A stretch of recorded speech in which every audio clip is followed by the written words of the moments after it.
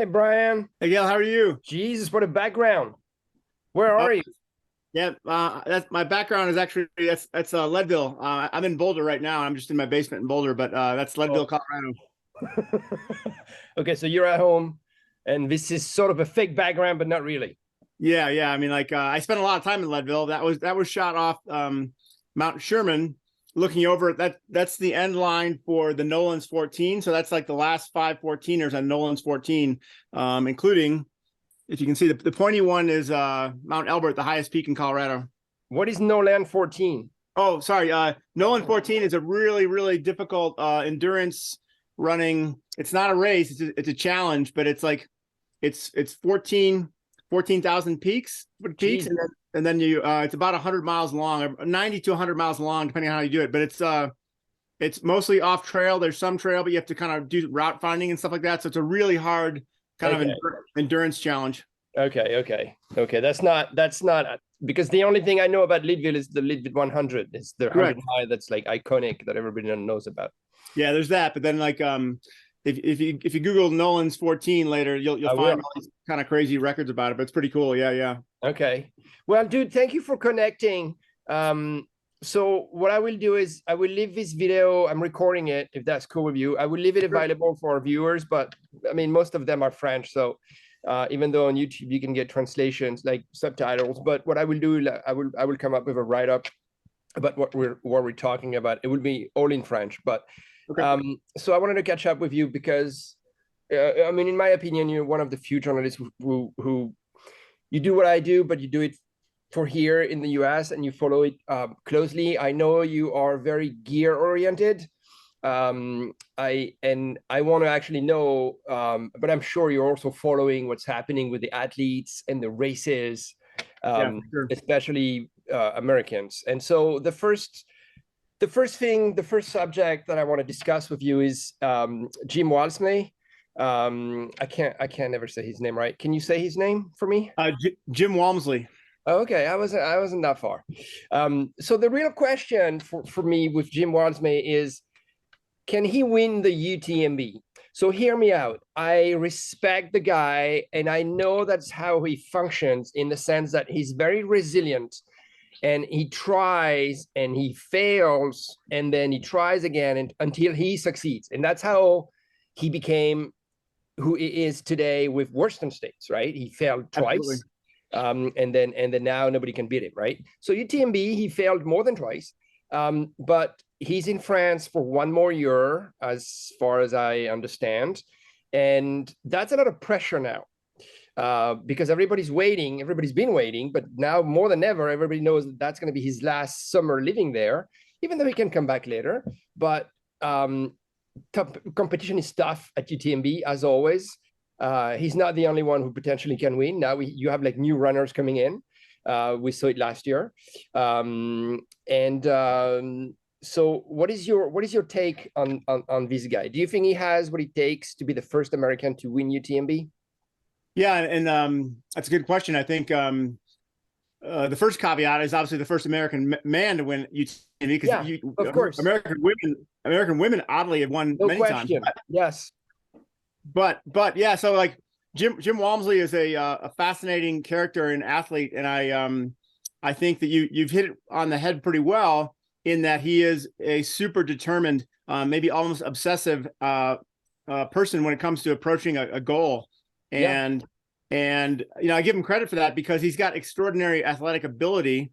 But even the way he came into ultra running, he came in, fully intent on being a champion when he was a good college runner, and but never showed the kind of all-world potential that he's displaying now. And that being said, he definitely struggled with various races and then figured it out. So Western State's a good example. Obviously, going off course didn't help him, but he came back and he won, commandingly a couple times and set the record.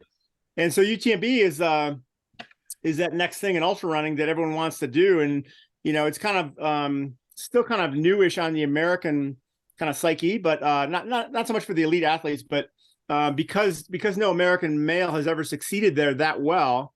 There's been a handful of people, top 5, let's say. it's still this treasure that someone wants to kind of capture. And I think Jim is fully capable of doing it. Absolutely. He's physically skilled enough. He's tenacious enough for sure. I think the big thing with UTMB is that it's not remotely easy. It's a very difficult test. And as you said, it's getting more popular and more competitive runners are coming into it. And I think that like we all see, I mean, I've been probably at the last 10 or so races to watch it and to cover it. Yeah. But I think you've been out there for the past 10 years, every year? Most of the last 10 years, almost every year since 2012 or so, and 2010 maybe. And like, I just find it, we see these athletes who do so well, Killian or Francois or Courtney, and they do it so well. And the way the video production of it looks so smooth and so easy. And yet each of those athletes during their trip around Mont Blanc have difficulties as well. You know, I talked to, for example, this year, talking to Killian and Jim separately afterwards, they both admitted like, yeah, they had low points, right? And like any ultra race, any race has a low point for an athlete, whether it's a New York City marathon, a marathon, but certainly because of the intense nature of that course and the severity of the climbs and everything else, and knowing where the competition is. I mean, often in that race, the leader might be 30 minutes ahead of some very good runners. Yeah. And 30 minutes isn't the end of the world in that race. But when you're also not feeling good and you're having a low point, then it kind of compounds itself, you know, quite a bit. I know. But I agree with everything you're saying. I think my question is more, is Jim Walmsley a mountain goat, a mountain runner like Killian is, like Francois is?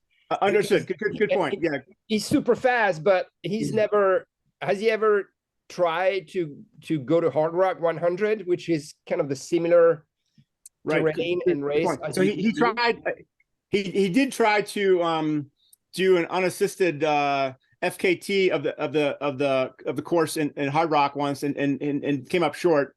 He spends a lot of time in Silverton and running those trails. He does. But to your point, most of his skill set seems to be running fast. I mean, like, we know that he was a 401 miler, and so probably like close to the 342 for 1500, you know, on the track. And then we know that he's run a 215 marathon as recently as 2 years ago. So we know he's fast. Yeah, but certainly we know that that's like the least part of what it takes to win UTMB. He almost broke the world record in 100K. He fell short, but he has that capacity.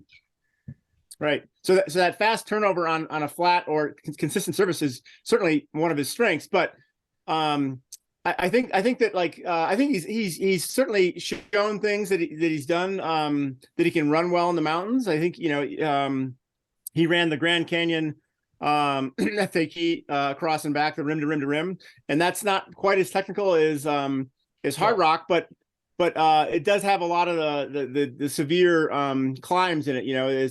Right, but the climate is pretty much the same. True. Yeah, something like that, like UTMB or Hard Rock, you don't know what to expect, basically. Yeah. So, but back to your point about UTMB, I think that, like, you know, that course can be deceiving because obviously sections are very runnable, and a lot of the trail is pretty smooth because it's so well hiked, you know, and like there's not like any technical stuff too much you have to go over.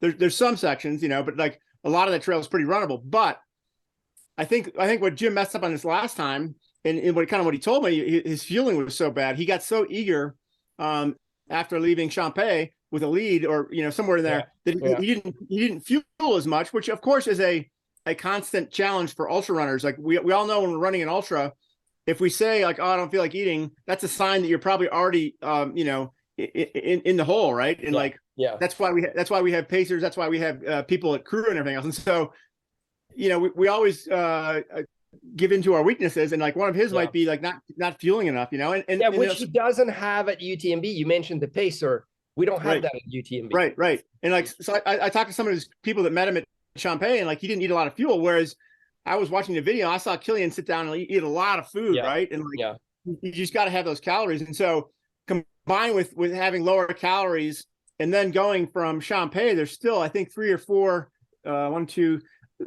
4 climbs on the way out of there that are monster climbs. I mean, leaving Trient is a big climb, and leaving Valersine, that last climb, I mean, it's such a difficult course that, like, yeah, you've got to have feeling. So I think combined with his eagerness to run a race that he's used to, fast and quick turnover, and to gap people, is not going to work in UTMB ever, right? If that's going to work, it's, I mean, like even Killian didn't take the lead until he left Valercine, you know? Yeah. No, I agree. I mean, we were never worried about Killian's. We Europeans, because we know Killian and he's been winning this race a lot. You know, the only concern with Killian was, since he had done Hard Rock such a long time, you know, he didn't get much rest. We were just worried about that. But you know, the pace of Killian in the UTMB is like, okay, he's the master of the event. You know what I mean? Yeah. Like, yeah. As are a lot of other really good seasoned mountain ultra runners. I mean, like certainly fueling and hydration are such big things, right? Like, do I think that like the Jim, you know, doesn't know? He's definitely aware of that. He's a great athlete, but I think that like certainly he's what's more important for Jim to win UTMB is certainly the mindset and the race strategy. You know, that is going to be key. I mean, like Zach Miller in 2016 went out way too fast, and that's how Zach races too. Yeah, I like Zach. I appreciate Zach's talents and his racing, but like when he went out, he went way so fast, and he had a lead. But again, like those last 3 climbs or 4 climbs are so devastating. You've got to be able to save something and also fuel well and everything else, and also hope for good luck too, I guess. So you're confident that he will find a way, and I am kind of too confident, because he has done that in the past, Jim Walmsley, that he will find a way. Like, he has a year, basically a little less than a year, living in France, to find a way to maybe use the poles better and to become more of a mountain guy than a fast guy. So I think he can do those things. Will he? I don't know. That'll be tough, because even if he does all those things better, and he fuels better, and he's in optimal form, and he uses poles better, and he runs more like a mountain runner, it's still going to be a very hard race, you know. And it's like, it's not about specifically whoever's there, whether Francois is there or whether Killian's there. There's always a chunk of people, like 4 or 5 people in the men's race, you know, are capable of winning, maybe more, right? Yeah. And it's how the race plays out. And so, can he do those things? Absolutely. Is he talented enough? Absolutely. Will it happen? I don't know. I mean, like, in the same way, winning the New York City Marathon is not easy either. And there's a dozen runners in there that are equally trained and fit and everything else, and only one emerges. And like even this year at the New York City Marathon, there was a Brazilian athlete that went way off the front, and you know, it didn't turn out that way. And like, so it's like, I think that's why we race, right? That's why it's exciting, and to watch athletics and track and field and triathlon. That's why we race, and that's why it's cool, because there's so many factors, right? Yeah, I think one element also, which is interesting for critics like us, is that very few runners, and probably we believe Jim Walmsley can be one of them. Very few runners have won both fast 100-milers and mountain 100-milers. You know, and Killian is one of them. Correct. Correct. And Jim, I think, has the potential to become the elite of the elite, and to be able to do that. Yeah, but as you pointed out, I mean, like, and certainly living in France is purposeful for that reason. He wants to be able to get that kind of training in, and he had a lot of good training last year, but still we saw some shortfalls in his execution. You know, and that's, you know, certainly living there through the winter and even being in the mountains and skiing more this winter, which I know he's going to do, will help, because it'll give him more of that mountain aesthetic, you know, that mountain mindset, you know? Yeah, for sure. So the other person that I want to talk about, and you mentioned her before in our conversation, is Courtney Dauwalter, because this woman, she's simply amazing to me. And I'm just wondering, why is she so strong? Why is she at such a high level compared to, like, she seems to be so much better than everybody else. And so I'm just wondering why. And I recently learned, because I didn't know, that she used to be a skier. Do you think that's why she's so good in the mountain? I think that certainly, well, she was a skier in Minnesota, and like Minnesota is a pretty low, flat kind of, you know, area relative to what Colorado is. And so Yeah, Courtney's a unique individual and brings a unique set of kind of skills and background, but more than anything else, I think is her attitude, which is a big thing. You know, she's not she's always very, very positive, and often laughing and everything else. But I don't mean to seem that she's always like, you know, cheery and happy. She definitely understands what it means to be in the pain cave, and she's talked quite a bit about kind of making space and like expanding that, and like, and she has a really good grasp on the mental aspects, the emotional aspects of ultra running, because we all, you know, in running, in a marathon or in an ultra, it gets hard at some point, right? And that's a combination of a lot of things, fueling and training and the weather and everything else. But it you know, so much of how you survive through those hard spots is obviously keeping your mental acuity in check, and like, and really being positive, but also making the right moves and everything else. You're saying she's naturally a super positive person? You know, I know her as a friend and as an athlete, and like, she's super fun to be around. She's got a good sense of humor. She laughs a lot. She seems to be pretty light about things, and like, not that she doesn't take life seriously, because she does. But she definitely has a kind of has a light vibe to her, like a light, you know, easy vibe to her. And I think that's a big thing, because I think as we all approach challenges, both in running, in sport, and also in life, you know, the more kind of anxiousness you put toward it, sometimes the worse it gets, right? And so I do think that both her outlook and her attitude are a big part of that, but also, you know, one level deeper than that is, again, how she manages what she knows is going to be a really difficult experience. Because even in winning UTMB twice, she had, again, down moments and low moments and challenges with her nutrition on each occasion, and she overcame it, you know. And her husband Kevin. But I mean, those down moments, like you rightly said, so I'm cutting you. Those down moments, everybody has them on the 100-mile. You know, it's just a common thing. But she always manages to emerge winning. She always wins. I mean, certainly physically, she's gifted as well. I've run with her in the mountains, and she's obviously, you know, and I haven't seen any data on it, but she must have an enormous VO2 max and aerobic capacity. She's very strong, and you know, and she trains considerably, like crazy mountain runs. I know there's like a 30-mile loop she does in Leadville that goes over 14,000 feet, and she's just you know, it's like she does that as a couple times, you know, every now and then as a training run, and like she's, you know, but again, every athlete trains, every athlete is good, so it's a component of all those things. She is a great athlete. She does have great aerobic capacity. She does have a penchant for running up high altitude. But she also has this great spirit and attitude and vibe about her too. And that's like, it's all that combination. It's always a combination of things that make an athlete great. You know, no matter if it's a great football, soccer player, or you know what's very interesting about her also, and it seems like it's a detail, and it kind of is. But she always wears those baggy shorts from Salomon. You know. Yep. And I was talking to a French scientist who also ran UTMB and did top 10 finish. And he said, well, the interesting thing for me as a scientist about Courtney is I would love to see her legs, because I would love to see if she is a skinny type, or if she has this muscular mass, maybe coming from skiing, which will, you know, benefit her in mountain running. Because that's also something about Jim Walmsley that we haven't mentioned, but that some other runners have told me, is that he's very skinny. He's very thin, which works perfectly for speed. But in the mountain, when you have to have a backpack, when you don't have a pacer, those UTMB runners, winners, and if you look at Kilian, he's a short guy, but he's not a skinny dude. He has muscle mass. He's solid, right? Yeah. So about and I mean, that comment goes for Jim Walmsley also, but for Courtney, and that's why I was mentioning the skiing before, because skiing, I mean, I know because I skied all my childhood, and I also played soccer.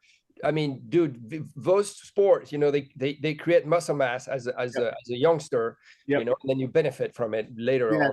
I mean, like the thing I'll say about Courtney, she definitely has strong legs and the ability to use that musculature properly, right? It's like, and it's a two-part thing. I mean, like, she's definitely very strong, has very strong legs, but I think also understanding, you know, how to be efficient and strong at the same time, going up high peaks or, you know, high altitude is certainly part of it. When you're fatigued, obviously, efficiency is almost the better part of being able to use that muscle, and like to your point too, I mean, Jim is built more like a road runner, like a marathoner, Absolutely.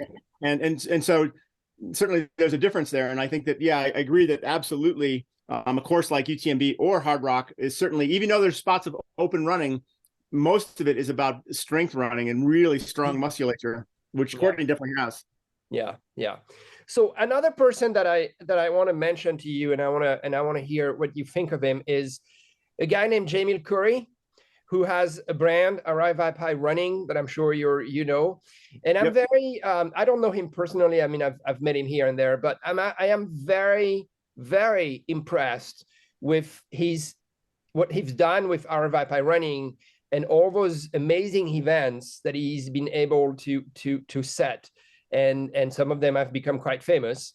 And he seems like unstoppable. Like in terms of event management, event creation, this guy to me is next level. I absolutely agree. I know him a little bit. I mean, I've hung out with him. I've done some small projects with him back and forth, and I've talked to him and interviewed quite a bit. And like, he is honestly everything you just said for sure. To me, he captures the vibe of what trail ultra running is for everybody, right? Not just for the elite racers. And I think that comes from his experience of just being out there. But he also has the personality that like is very expressive and wants to share that with everybody. And so I think that comes through his events and his entire event team. It's like some of the content he creates or some of the content that he's been, trying to create through the years is really just to express all this joy and happiness and all these good things about ultra running. And like, that certainly comes through his events, and like people that go there have that vibe. And like, it's, of course, it's not just him, it's his entire team. It's his brother. But I think, he's expanded quite a bit, because he's got a good business. He's got a good business sense, and he's smart about it, and he understands from the micro level that like here's what trail running and ultra running is and what it does and what the community is, and like knowing that like at the bigger world there's more people coming into it because of the same reasons, like marathoners or triathletes are coming into it because of all those same things that he's so well captured.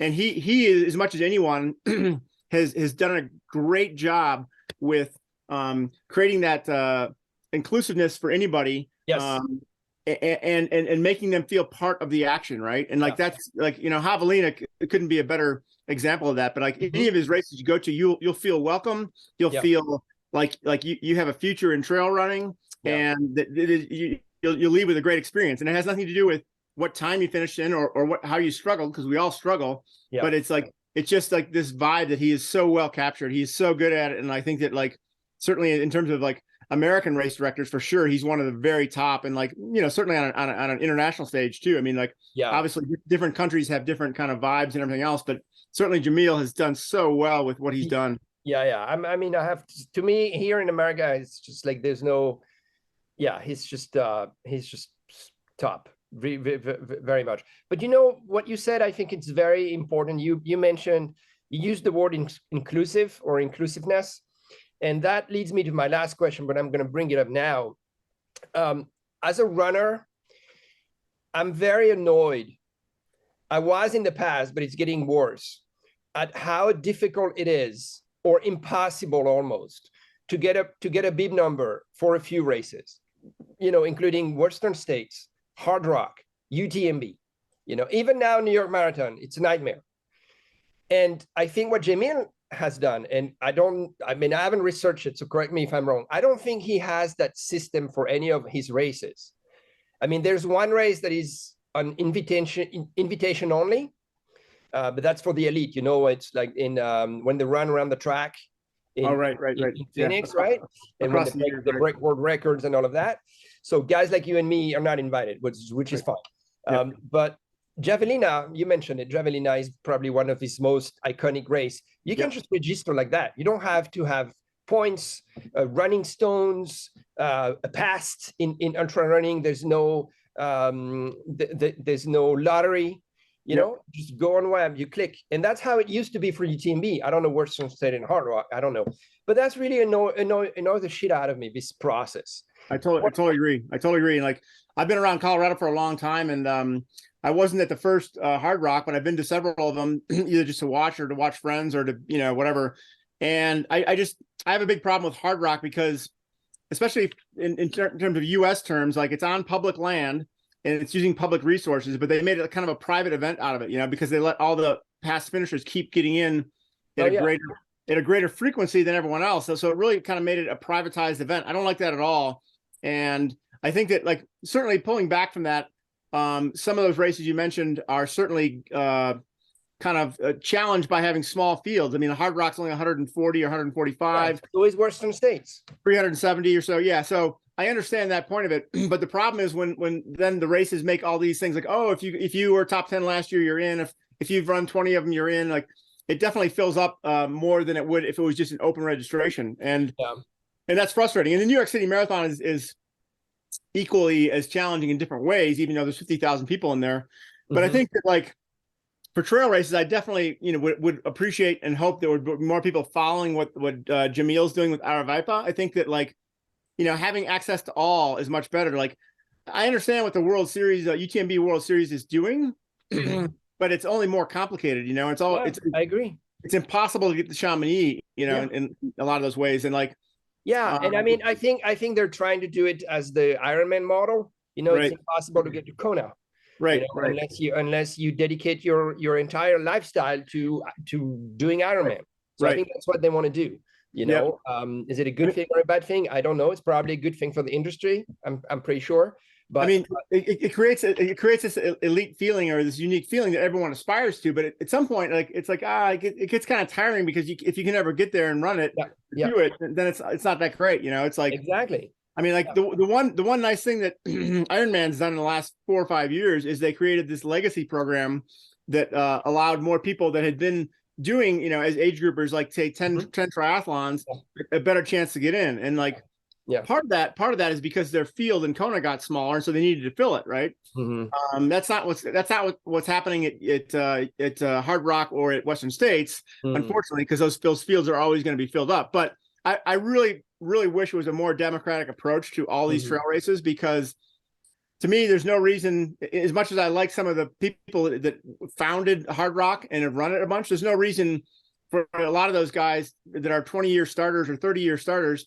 A lot of them just, you know, start and they drop out at a certain point, and good for them for still being active and fit and part of the sport, but that doesn't really help the race that much. I mean, like, let new people in, open the doors to everybody. I really wish they would just one year say, you know, okay, maybe they let the top 5 finishers or the winners in, whatever else, maybe a few number, but just open up 138 slots to everybody else, you know?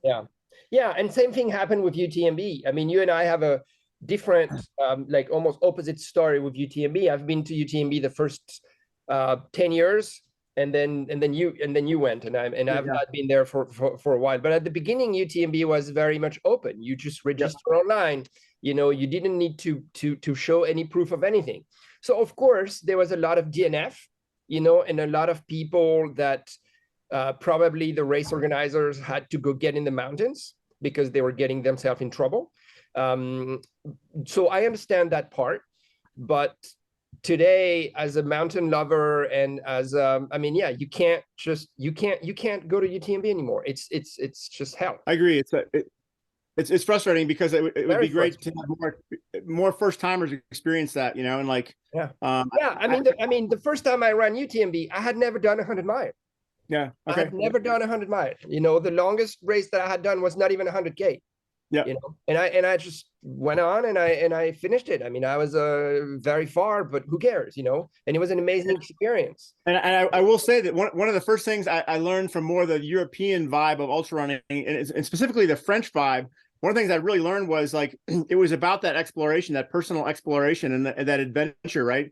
For the everyman, right? I think that ultra running here for so long was all focused on these fast people. And eventually more people came in, but like, I think that, like, the first several times I went to any ultra in Europe, it was so much more like inclusive and accessible to everybody. And like, I mean, like, to me, I would see the joy of, like, you know, a random French runner just having a blast and really enjoying it with there's still commitment and there's still intensity, but it's a different kind of feeling. It's about that personal exploration, which I think is such a big part of what it should be in the sport and how it should grow. Yeah, because that's what gets you to it. Then you do your first 100K, and you had never done 100K before, and you're like, Jesus, man, I'm capable of doing this. Was an amazing experience. Let me do it again. Yep. It's not so much the time. I mean, who cares? Like, how many people can really do like good times? There's like nobody, basically. Totally agree. Yeah. So okay, it's very interesting that you as an American, you can say that about your races, like Western State and Hard Rock. Because me as a European, I'm like, I want to do those races, but like, I'm not gonna go through the hassle of trying to qualify and then the lottery shit. This is like a nightmare. I don't even want to do it. Yeah, and what's interesting, I kind of first sensed that, like that French sense of adventure when the Raid Gauloise got started, Yes.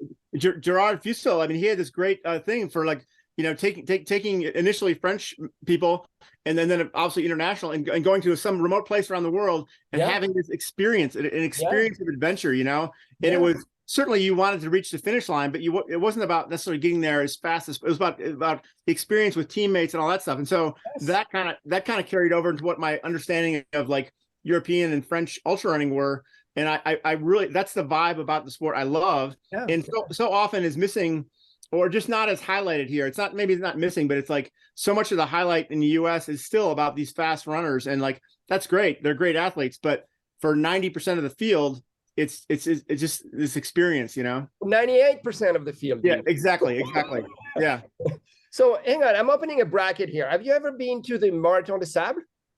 I have not. No, I'd always wanted to do that. I've never been able to do that. I've had a lot of friends from the US and a few international friends who have done it. I just find it fascinating. Yeah, man, because this is exactly what we're talking about. It's a guy who one day when he was a young journalist and he decided to cross the Sahara, the founder of the race, and he was pulling a cart full of water.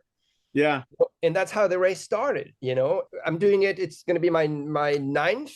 I know you've done a lot. Yeah. Yeah, it's an amazing, and it's exactly that. It's regular people who don't come there for timings and just to experience the survival in the desert for a week. I love that. I love that idea for sure. Dude, so you should come. We should have that conversation offline, but yeah, for sure. I'd love to. Yeah. Okay, so we have 7 more minutes, but then I can send you another link and we can do another 40 minutes if that's cool with you. So one other thing that it's starting to upset me, even though I don't pay for my running shoes, like you, I imagine we get free gear for reviewing and everything, is the price of the shoes. So I understand that maybe carbon shoes, because of whatever is inside it, brands have decided that they were going to cost no less than $200. I'm like, okay, fine. It's a technology, I can accept that, but now regular running shoes, like it's an example. I don't want to just focus on them, but the Asics Gel Nimbus, for example, I just got it and I just Googled it. I was like, well, this is an okay shoe. This is a good shoe, but how much does it cost? It's $160. This is outrageous. Like, I think it's very expensive. And I think there's a trend. And the On models right now, I mean, they're like, you don't even have carbon in it. And it's more than $150. And I'm like, this is becoming to be super expensive. So I don't know if I'm being weird about this, but I feel it's a trend and I don't like it. No, I totally agree. I think that, it kind of started with like a brand like Newton that all of a sudden had $175 shoes, like in 2010, when every other shoe was still like much lower. Like the high end back then was like 130, and and then what the next thing went from there obviously was a lot of other shoes kind of creeped up in price, and not necessarily better running shoes, but we all know there was like a kind of like extras put on running shoes that weren't that great. But like the next biggest thing was the carbon fiber shoes, the Nike Vaporflies. And then since then, Newton, sorry, I'm just cutting you. Newton, that in the end didn't serve them well because Newton today is almost dead. Nobody wears Newton anymore. Right. But so from there, obviously, when the carbon fiber shoes came out, it both like kind of created this top barrier. Like, well, if Nike's selling all these shoes for $270, $250, $275, other brands certainly pegged their own spot. And then unfortunately, it created like a higher kind of ceiling for everyday trainers, which are, some of the everyday trainers are $160 to $180, Exactly. And the technology is not necessarily different. I mean, there's different materials, there's newer foams, but some of those newer foams are actually cheaper to make than the EVA was, I mean, like there's certainly been a markup for sure. And I think shoe brands have used it for a reason to scale these prices. And then there's a brand like Norda that puts out like shoes that are in the $400 range, and in Speedland, and I'm friends with the guys at Speedland, and they're a different model because they only promote or produce a tiny number of models with kind of all high-end materials, but their first two shoes were $375 a piece, and like, what's the name of that brand again? It's called Speedland. Where is it from? Here? They're out in Portland, Oregon. Okay, $400. $375 for their shoes, and then their new shoe is going to be $275, which I think their new shoe is going to be really, really good. But like the question is like, what price do you pay for what is a good running shoe? Because I was telling somebody yesterday, there's a good running shoe from Brooks. The Brooks Launch is a $100 shoe. And I still run a lot of miles in that because it's a good shoe. Yeah. And so it kind of depends on like, unfortunately the market of all things has skyrocketed in different levels. I mean, like, cell phones cost so much money, right? And everything is scaled. Yeah, but dude, I have no issue paying $1,000 for my iPhone because this is my life right there. True. Yeah. You know what I mean? Like, fine, maybe I'm getting ripped off by Apple, but I can live with it, But you're making a good point. With $100 shoe, people like you and I, we run as good as with $200 shoe. I'm not talking carbon. This is a different space. But I think brands have taken advantage of that carbon rise in terms of prices and be like, oh, there are people who are willing to pay $200 and $250 for a Nike shoe. Let's get on that trend. And yeah, that's just a bit. Unfortunately, it's definitely changed the market. It's changed kind of what the market is willing to pay or what they expect to pay, and maybe falsely so, because we know there's all these new runners that have come in, especially even after the pandemic. And like if you watch, if you go to any marathon now, it's not only the elite, 20% up front. So the fast athletes, the age group athletes, it's everybody else that are wearing these. Yeah. I'm not sure there's that as much benefit for all those athletes, but they feel they have to buy those, and like, whereas honestly, if you and I were going to start a local running group and say, we'll get first time runners together, we could get them in $100 shoes that would last them 6 or 8 months, and they could get healthy and fit and finish a race. And that's still, to me, what the most important part of the sport is, Yeah, because carbon is not even for everybody. Let's make that clear. Agreed. Yeah, you can even get it's a different world. Yeah. Yep. Okay, can I send you another link? Well, you can, but actually, tell me. We can stop here. We can stop here, but we can start. I have to meet my brother. I didn't expect this, but I have to meet my brother for a bit. So I can meet like an hour from now. Does that work? Or if you want, or we can do it tomorrow or next week. No, let's. Let's do it like in about an hour from now. Okay, Just send me an email whenever you're ready. Okay, I'm happy to keep talking, and I love conversations like this. So thank you. We'll definitely connect again. All right, man. See you in an hour. Yep. Thanks. Yep. Bye.